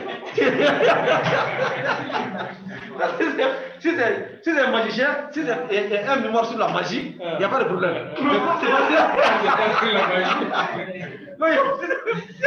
C'est pas le mémoire sur la magie. C'est pas possible. C'est pas possible. Donc, à partir de la question de recherche, souvent, je sais que si le reste est vrai ou bien c'est faux. Voilà. Oui. La question de recherche est différente de la question de départ. La question de départ. Oui, on dit question, c'est le terme question de recherche qui est surtout utilisé. Et dedans, on ne doit pas avoir d'autres questions. Parce que c'est important. Il y a j'ai vu dans certaines mémoires, certaines thèmes, où les gens posent plusieurs questions à l'intérieur du document. Non, non, non. On ne pose pas plusieurs questions à l'intérieur du document. Les questions qui doivent être posées, c'est la question principale et les questions spécifiques. Et les questions spécifiques découvrent la question principale. Il n'y a pas d'autres questions, ni départ, ni d'arrivée, ni de. Voilà. Donc, les outils pédagogiques de cette petite partie de la leçon, à la fin de cette leçon, l'apprenant ou l'apprenant sera en mesure de. C'est ce que je vous demande dans vos exposés, mes chers amis. L'intérêt, là, il faut écrire comme ça. Je vous ai dit, c'est que pour les chômeurs, j'avais dit ça aux ceux qui ne chôment pas, mais maintenant Zaki et ses amis, maintenant je leur dis que, j'avais dit, pourquoi quand on expose une leçon, retenez ça pour une fois pour toutes, mes amis, j'ai la chance d'avoir un diplôme en pédagogie, en andragogie, en doucimologie, donc je vais partager un raisonnement avec vous. En pédagogie, en andragogie, on dit que si tu commences une leçon, il faut expliquer à l'apprenant et à l'apprenant. La leçon, ça sert à quoi dans la vie pratique? Si tu n'arrives pas à le comprendre, ça sert à quoi dans la vie pratique? Non seulement l'apprenant ou l'apprenant ne va pas comprendre, l'apprenant ou l'apprenant ne va pas s'intéresser, et finalement, ça va avoir une influence négative sur tout le reste de ton cours. Et ce qui fait qu'une étude de 2016 de la Banque mondiale a démontré que l'Afrique est derrière en mathématiques. Parce qu'il a été démontré que les professeurs de mathématiques en Afrique, ils viennent expliquer la mathématique sans dire l'intérêt de la leçon à l'élève. Il vient au tableau, il dit x carré de x plus x carré de x égale à temps. X plus 2 égale à faire. C'est la valeur de x, c'est la valeur de y. Le logarithme de r, exponentiel de r intégral. Il vient au tableau intégral de ça, là. N'importe quoi, r de x égale à x plus b. Mais ça sert à quoi là? Tu me poses la question. Et moi, je me rappelle bien un jour, on avait un élève là. Il a posé la question, c'est pour Michel. Tu dis là, à quoi sert la mathématique? Il dit, hey, dis ça, imbécile là, ta sincère à il faut apprendre. Il faut apprendre. Quand on a sorti à la réflexion, il dit que mais tiens, c'est ça, pourquoi tu ne réponds sincère à rien? Quand tu ne réponds sincère à rien, on va dans et il a démontré tellement déjà que ça influe même sur certaines personnes qui ne s'intéressent plus à la matière. Et donc, depuis le second cycle, quand ils ratent comme ça, coché en droit, donc ils arrivent, ils deviennent tous finalement des littéraires. Ouais, il faut quelqu'un qui cherche à être premier pour que tu t'intéresses à la chose. Alors que j'ai suivi des cours de mathématiques en Europe là. Dis-moi que l'ancien vient, il te fait quelque chose, il dit le terme aujourd'hui par exemple, des dérivés. Va lui parler des dérivés. Il dit, vous avez besoin des dérivés où? Si vous voulez utiliser le scalaire, pour pouvoir manipuler le scalaire, il y a telle partie là où on a obligé de maîtriser les dérivés pour savoir pourquoi ça là, ça donne ça. Il va venir, le jour qu'il va venir faire des intégrales. Oui, les intégrales, c'est pour connaître le volume des choses qui ont une forme bizarre. Et en même temps, pour savoir l'impact de certains phénomènes sur le corps. Il dit par exemple, comme il y a un cardiologue qui est là, n'est-ce pas? Il dit, décider par exemple, quand vous regardez comment il y a des courbes qui font comme ça. Et donc, les intégrales sont utilisées dans toute la fabrication de cet appareil-là. Et pour même tenir en compte l'appareil qui en parle maintenant. Donc, il explique directement, quand vous utilisez ça, voilà à quoi ça sert. Et vous sortez, vous allez aussi dans le laboratoire, hein. Il vous explique carrément, il fait la remplacement des volumes devant vous là, et vous reprenez après lui, et vous allez voir effectivement, c'est vrai, on a besoin de ça pour ça. Mais sinon, à l'école, le professeur vient, là, son coup vraiment sur une feuille, et on tableau. Il a affiché quelques exercices et la réponse. Parce qu'il a lancé depuis longtemps. Les exercices sont dans la tête, les réponses sont dans la tête. Et il vient faire l'électricité. Il donne les exercices aux étudiants. Après, il dit voilà le domicile. Là, son micro rouge. 0, 0,50, 10. Il va au tableau. Voilà. Et ce qui fait que parfois, ça devient bizarre. Oui? Moi, j'avais vu quand j'étais en 11e année. Et ça a joué sur mon carrière par rapport à la mathématique. Un jour, on faisait la suite numérique. Ça a chauffé la tête. J'ai dit au professeur, quel est l'intérêt de la suite numérique? Ce jour-là, il m'a insulté depuis lors de cesser carrément de suivre les cours de maths. Au bac, en échec, ça a dit pourquoi je n'ai pas eu mention, c'est à cause de la mathématique. J'ai eu On n'avait même pas de leçons ni rien dans ma. Mais j'ai passé grâce à la biologie. Voilà. Et moi, nous, on avait un élève là, actuellement, il travaille à Orange Money. Il avait 13,85 de moyenne, en 11e SP. Il était fort dans toutes les matières sauf mathématiques. Bio 19, tout sauf mathématiques. Le jour du baccalauréat, le souverain a amené l'enveloppe comme ça de mathématiques là. Il a ouvert l'enveloppe de mathématiques, il dit, j'ai ouvert, vous voyez, c'est comme ça. Après, il a ouvert seulement, le garçon a crié, il est tombé seulement, c'est fini, il est parti en courant. Oh, tellement que le mot mathématique même lui. Le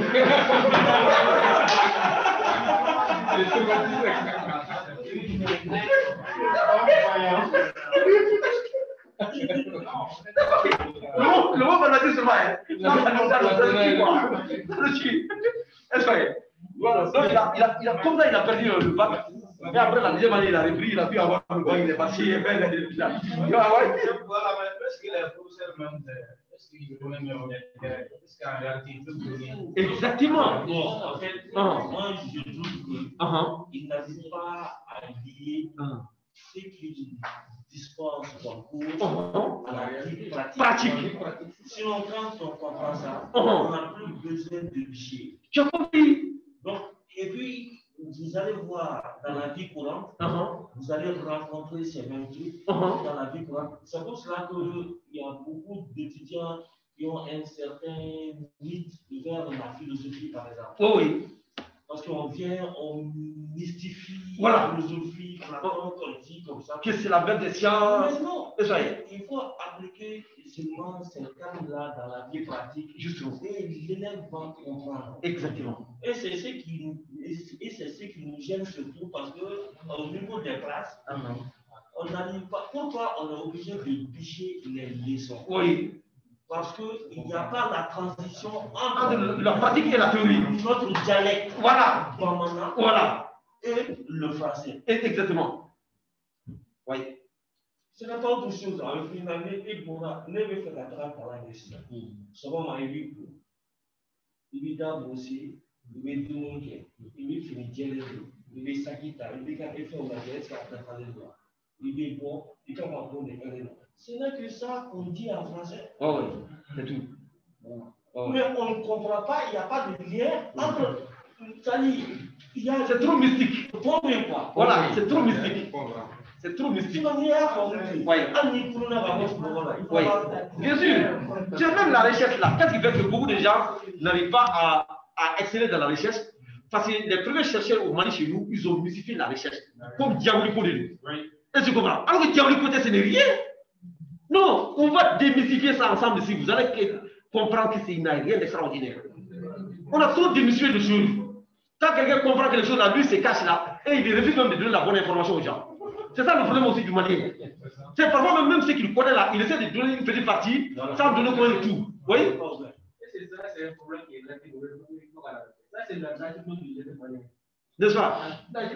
Prenez l'exemple des praticiens qui font. Oui, qui refusent de donner la manière de traiter là. Quand on prend la traumatologie. Jamais. Regarde la traumatologie. Il y a des familles qui sont spécialisées en traumatologie. Aucune autre personne ne va être enseignée. C'est seulement les membres de la famille. Il y a une famille Dumia qui est au niveau de Séléngué là. Sous la route de Sélégué, dans un village qu'on appelle Tinguélé. Ils sont spécialisés en traumatologie. Mais seulement les membres de la famille connaissent.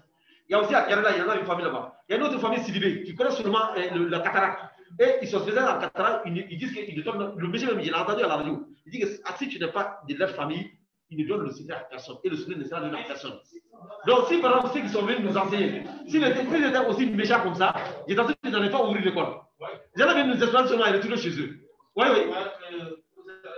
Les formules aussi ne sont pas publiées ici. Par exemple, en Europe, quand tu inventes, c'est ton nom. Voilà. Tu as le privé. Tu manges dans ça. Tu nourris ta famille dans ça. Oui. Tu as vu? On n'a pas mis en place un système pour protéger ces gens-là. On devait le faire. Donc, merci. Donc, ici, j'ai dit que vous allez définir la question des recherches, vous allez donner des exemples et vous allez expliquer quelles questions poser pour quel type de recherche. Bien. On va faire lire Docteur Abi, votre nom? Voilà, Baki, vous avez la parole. La question de recherche renvoie aux informations qui seront obligées pour atteindre l'objectif. Qu'est-ce qu'on recherchera à savoir pour améliorer notre compréhension? Qu'est-ce qu'on observera pour rendre compte d'une situation? Continue. Qu'est-ce qu'on comparera pour vérifier notre prédiction? On se limite là. Donc, généralement, quand on dit la question de recherche va aller nous permettre de chercher toutes les informations, de les assembler pour pouvoir poser notre objectif de recherche. C'est à partir de la question de recherche maintenant. Après avoir décrit tout le problème avec le système de l'entonnoir, le monde, l'Afrique, le Mali, le sujet, donc on a maintenant beaucoup d'informations. Donc on va se poser une question de recherche principale, puis des questions de recherche spécifiques, et c'est à partir de ces questions de recherche-là qu'on a tout ce genre d'informations, et ces informations vont nous permettre de poser maintenant, de donner l'objectif général et les objectifs spécifiques. Et dans ce cas, il y a trois types. Soit on cherche à savoir, à comprendre, à améliorer notre compréhension dans un domaine, ou avoir une compréhension approfondie du sujet. Soit on cherche à rendre compte d'une situation, à décrire une situation qu'on ne connaît pas, que personne ne connaît peut-être, qu'il y a une situation nouvelle comme la COVID-19. Soit on cherche à comparer pour vérifier une prédiction. On fait à savoir, est-ce que le soleil a une influence sur la COVID-19? Oui, donc il y a les trois manières de faire de la recherche. Soit tu cherches à approfondir ta compréhension par rapport à un domaine, c'est-à-dire que tu veux savoir quels sont les signes communs chez le malade de coronavirus. Et c'est tous les malades de coronavirus, quels sont les signes communs. Tu veux chercher à comprendre parce que le coronavirus c'est quelque chose de nouveau. Mais là, toi, tu veux comprendre réellement quels sont les signes communs. Et tu veux comprendre ça et expliquer ça. Pourquoi ces signes sont les signes communs. Pourquoi le virus se manifeste ainsi. Ou bien, tu veux chercher à rencontrer une situation. C'est-à-dire que tu veux décrire seulement comment la coronavirus se présente et quelles sont les différentes phases de la coronavirus et de la COVID-19. Alors, tu veux savoir maintenant comment ça se présente. Et donc, là, tu fais une étude descriptive. Donc, la première, c'est une étude de compréhension où tu cherches à comprendre de manière approfondie. La deuxième question, c'est pour faire une étude descriptive. Tu veux voir une situation où tu décris comment ça se passe. Tu cherches à savoir le lien, pourquoi il y a eu ça, pourquoi il y a ça. Ce n'est pas ton problème. Tu veux voir seulement quels sont les signes du coronavirus. Voilà. Quels sont les signes. Et l'autre, là, tu veux chercher à savoir. Maintenant, la première question, la compréhension, tu veux voir maintenant les coronavirus, quels sont les signes communs chez tous les malades, quelle qu'en soit la maladie, et les différentes SAT. Voilà. Et la troisième question, tu veux chercher à savoir si le soleil a une influence sur la COVID-19. Donc là, tu veux vérifier. Donc, la relation entre un facteur A et un facteur B, entre une variable différente et une variable indépendante. Est-ce que réellement la variable différente, est-ce que la COVID-19 vraiment dépend du soleil, de la température? Voilà. Est-ce que le soleil influence maintenant sur la COVID-19? Voilà.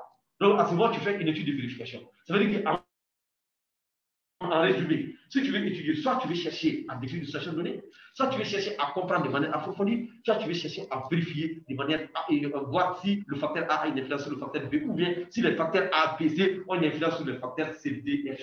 La corrélation. La corrélation. Donc, toutes les questions de recherche se substituent à ces trois niveaux-là. Il y a ces trois niveaux. Soit tu décris, soit tu peux comprendre de manière approfondie, soit tu veux vérifier. C'est quelle que soit la recherche, tu es dans ça. Tu vois, n'importe quel chercheur, il est dans l'une des trois stratégies.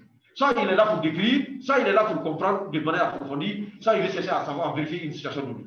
Et généralement, on a dit, pour ceux qui n'étaient pas là le premier jour, on a dit que ceux qui veulent chercher, ceux qui décrivent, les études descriptives sont les études les plus faciles. Généralement, c'est destiné au niveau licence et au niveau master 1, ou bien aux gens de master 2 qui ne venaient pas à l'école. Donc, tu n'as pas réussi pour dire bien sûr les cours de la recherche. Et c'est des chômeurs, des grands chômeurs.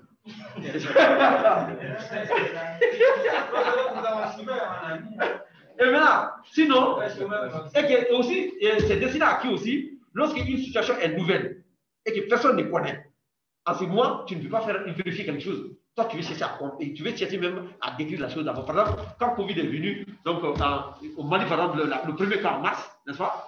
Donc maintenant, si tu veux faire une étude sur Covid, ça ne peut être qu'une étude descriptive. Ah, tu veux décrire comment ça s'est manifesté, tu veux décrire les signes de coronavirus maintenant chez les Maliens. Voilà. Tu veux faire une étude comme ça, parce que moi, c'est quelque chose de nouveau, personne ne connaît. Là, tu peux faire l'enseignement. Ça, c'est la description. Mais c'est l'étude la plus facile. Ça ne demande aucune tracasserie. C'est comme dans le truc classe là. On dit que vous avez participé à une pêche, à raconter la scène. Hein? J'ai eu l'occasion de participer à une scène avec mon ami Zaki. Le matin de Bonheur, il frappe pas de porte. Le matin de Bonheur, il frappe pas de porte. Il met des morceaux à l'heure prévue, j'ai vu Zaki avec sa ligne prête à partir. Arrivé au bord de la rivière prévue, j'ai vu franchement l'aspect général de la nature qui l'entourait. Voilà. Donc, j'ai fait une description. Je suis aussi bon cycle. Je suis aussi bon cycle. Phase africaine 1, 2, 3, 4, 5. Je suis aussi bon cycle. Donc, maintenant, tu dépasses ça, maintenant, tu viens au niveau de la classification. Là, tu cherches à comprendre de manière approfondie. Tu veux comprendre réellement comment le coronavirus, quels sont les signes particuliers, les signes communs chez tout le monde et les signes particuliers.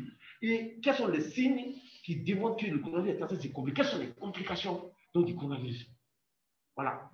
Et voilà. Donc, tu veux connaître la physiopathologie du coronavirus. Là, tu vois de manière plus approfondie encore. Voilà, c'est ça, c'est le niveau 2. Maintenant, niveau 3, maintenant, tu veux savoir si le soleil a une influence sur Covid-19. En ce moment, tu es obligé de faire encore, de revenir sur tes leçons de géographie. Parce qu'il faut savoir que le globe terrestre, il y a quoi? C'est l'équateur, c'est les parallèles, n'est-ce pas? Et c'est les méridiens. Donc maintenant, avec l'équateur, tous ceux qui sont sur le même méridien, la même parallèle, ont la même température. Et tous ceux qui sont sur le même méridien, n'est-ce pas? ont le même fuseau horaire. Ça confère 8e année fondamentale. Hein? Et c'est tellement Adela a oublié ces leçons de géographie en 8e année fondamentale. Ok, donc c'est comme ça. On a le globe terrestre. Nous avons l'équateur qui divise le globe terrestre. Hein? Qui passe par quel pays? Quand vous regardez d'abord au niveau du continent américain, n'est-ce pas? Ça passe par un pays qu'on appelle l'Équateur. L'Équateur, parce que ça vient de l'Équateur. Hein? Ça continue comme ça traverse par une petite partie du Brésil, une petite partie du Pérou, une petite partie du Brésil.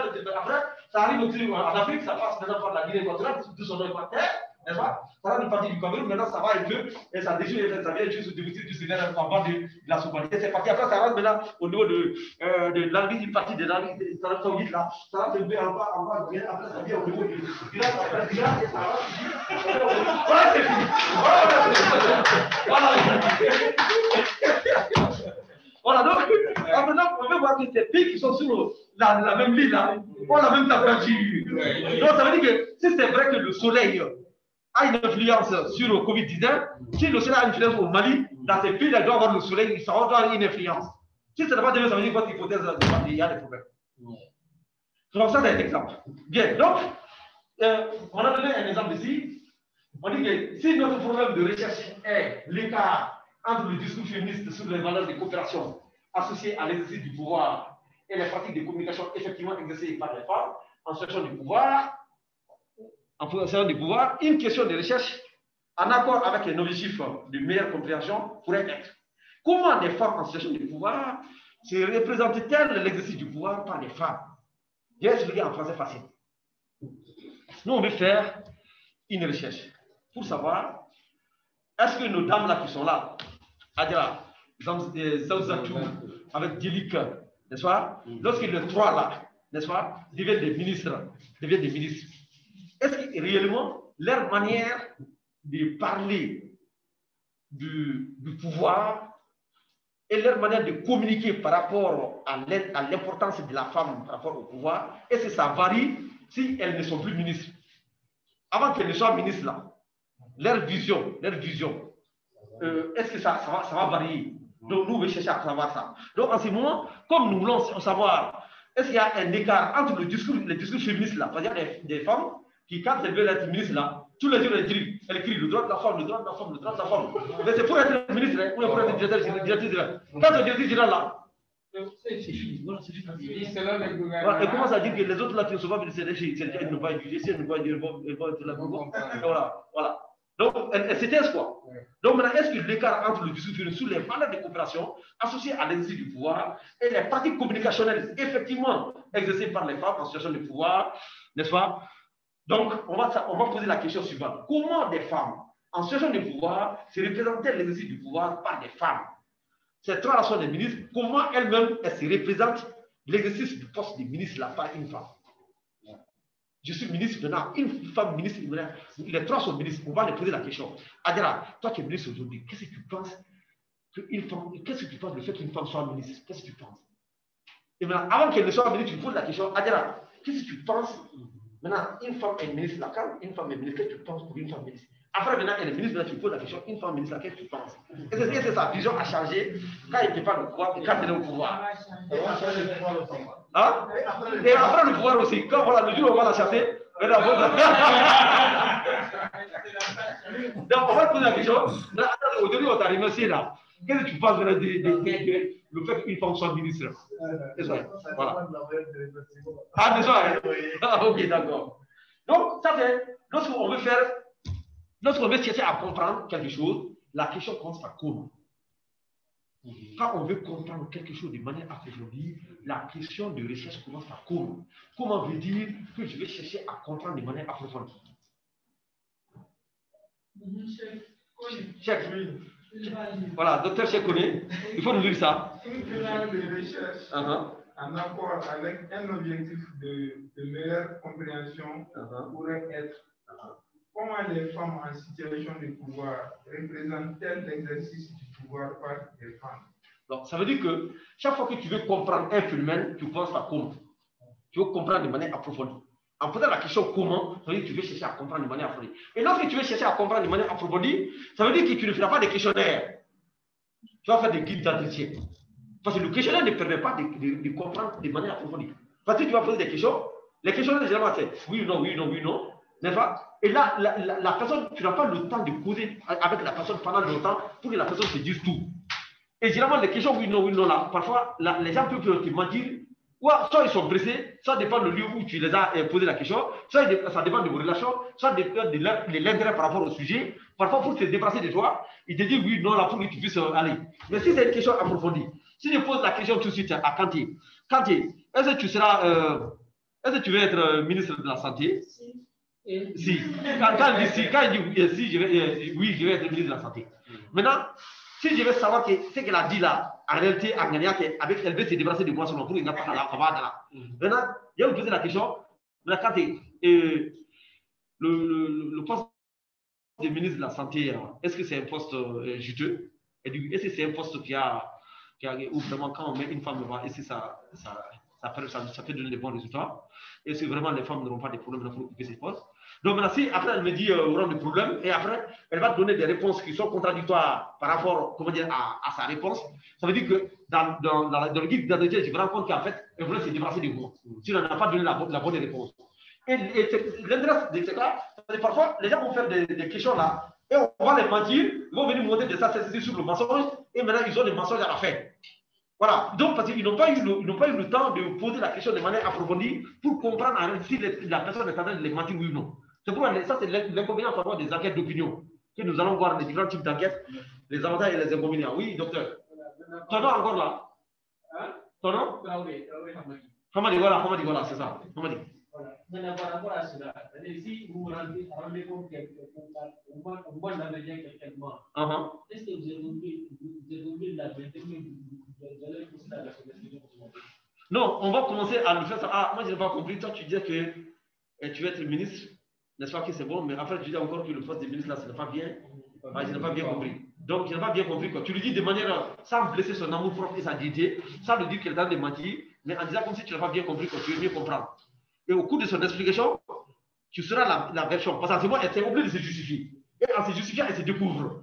Je vous rappelle bien qu'on enseigne ça en psychologie sociale. C'est que les questions là que vous voyez là, questions, guide d'entretien, focus group, tout ça là, ça c'est les psychologues qui ont inventé ça. Ce n'est pas des médecins, c'est les psychologues qui ont inventé ça. Ça fait partie des cours de psychologie. Lorsque tu fais un master en psychologie, il y a des chapitres spécialement les questions, spécialement les entretiens, les interviews, tout ça. Donc, c'est eux qui ont inventé et les autres ont plus d'eux. Parce que c'est à partir de là où tu peux faire, comment faire sortir la vérité au niveau de la tête de la personne. Peut-être quelqu'un que tu ne connais pas, tu vas te dire la vérité. Voilà, c'est pour il y a même le choix de l'enquêteur, le choix de l'enquêté. Nous allons voir tout ça un peu plus tard. Quels sont les enquêteurs, comment l'enquêteur doit se comporter? L'enquêteur doit se comporter. En fonction de comprendre l'enquêté, il peut avoir la vérité comme il peut avoir le mensonge. Et ça y est. Donc, toi, tu vas avoir certains types d'enquêteurs pour aller interviewer certaines personnes. Par exemple, je prends l'exemple par rapport au programme de lutte contre l'excision. On a fait une petite recherche sur l'excision. Donc, ceux qui ont choisi les enquêteurs sont partis chercher leurs amis, les petits frères, des enfants, comment dire, qui ont une éducation un peu bizarre, et sont des jeunes, ils les envoient vers la région de Mopti Tombouctou pour aller enquêter maintenant sur l'excision. Ils vont aller enquêter des vieilles, ils vont réunir les vieilles femmes là pour leur poser des questions. Maintenant, ils étaient dans un village comme ça, très pieux religieux là, et on voit des jeunes garçons de 20 ans, 25 ans, qui sont là en train de poser à aux vieilles des questions sur le clitoris, sur l'excision. Mais à un moment donné, d'après ce qu'on m'a raconté, il y a quelqu'un, leur logeur là est venu dire attention, regardez dans la fenêtre là. Il regarde la fenêtre, il voit que l'école là est entourée par des jeunes, des coucous, des haches, des pilotes, des bâtons. Les gens sont venus maintenant pour casser la gueule aux habitants. Parce qu'ils posent des questions qui sont vraiment totalement, totalement mal voulues. Voilà, comment on va une vieille, on dit la vieille, quel est ton point de vue sur le clitoris, l'importance du clitoris? Il dit,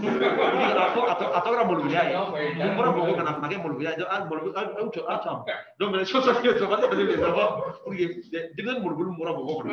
faut qu'on règle la situation.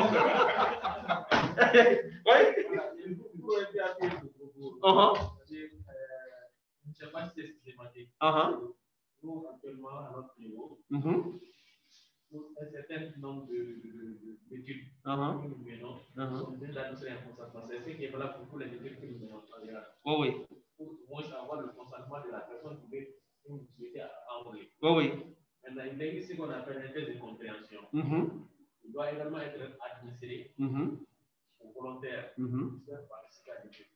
L'intérêt de ce test, c'est comme je l'ai expliqué, c'est de l'amener à voir ce que vous avez donné comme principe à travers le consentement. Est-ce qu'il a réellement compris de quoi il s'agit? Ce test permet de situer. Si éventuellement la personne a un score de 80, un score de 80, alors il a compris tout 80% de l'enseignement qui sont contre le consentement. Pour des volontaires qui ont un score inférieur à donc, on est obligé, avant de toucher à l'air en de réexpliquer encore le contenu du consentement avant de l'envoyer. Dans le cas de chaque des espèces automatiquement. On suppose que soit ils sont animés par un désir autre que l'intérêt de l'outil. Peut-être à travers le consentement de la si vous participez à ça. Bénéficier, vous pouvez peut-être bénéficier d'un sac de riz, par exemple. Maintenant, si vous dites à quelqu'un qui a fait le fait que vous participez seulement sur le consentement, vous pourrez bénéficier des sacs de riz. Même s'il a des informations qui peut la discussion automatiquement, c'est décidé. On a fait à travers l'administration de ce programme-là pour évaluer son niveau de compréhension par rapport au concours-ci. Est-ce que ce soir-là, il permet de participer ou pas? À ce moment, vous pouvez faire une idée par rapport à ce volontaire-là. C'est juste un peu pour commencer au terrain. Très bien. Il faut toujours amener la personne. On a l'information que vous lui avez donnée. C'est exactement la moyenne de ce moment qu'il a suivi. Très bien. Si là n'est pas le cas, le cas dans soit tu le mets à côté de toi, il faut réexpliquer le processus pour bien comprendre. Très bien. On va prendre une mission Excellent. Merci docteur. Pardon, merci docteur. Ton nom, tu dis Hamadi, voilà, Hamadi. Merci docteur Hamad Traoré. Donc, en fait, c'est pourquoi on demande, dans tout protocole, il y a ce qu'on appelle un chapitre de l'aspect éthique. Dans l'aspect éthique, il faut avoir le consentement éclairé des personnes quand on doit interviewer. Et donc, si tu n'as pas le consentement, c'est pourquoi même il y a les protocoles sérieux, pour des recherches qui demandent une certaine éthique, ils passent par le côté d'éthique où on veut se rassurer que les gens que tu vas interviewer, vraiment, est-ce que tu as mis en place un document pour le consentement éclairé pour que les gens comprennent pourquoi on fait, pour qu'ils puissent te donner la vérité. Voilà, pour qu'ils comprennent. Exactement. Merci. Quelqu'un posait la question là, le mal de l'extérieur. Il est là. Non, professeur, c'est bon, je n'attendais pas bien ceux qui parlent dans la salle. Oh, donc on donnait. Ok, merci. Merci. Bien. Il est l'heure de boire mon quinquelibar. Donc, mes amis, excusez-moi, on va arrêter pour aujourd'hui. Voilà. On va arrêter. Voilà, donc on se reprend la semaine prochaine. Merci beaucoup.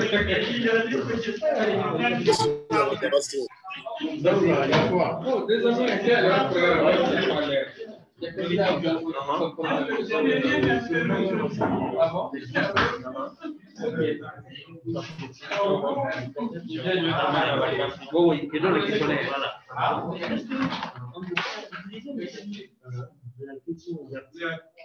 Les questions, voilà. Pourquoi exemple, mais dans ça, même le pourquoi là, ils vont dire le pourquoi selon par rapport à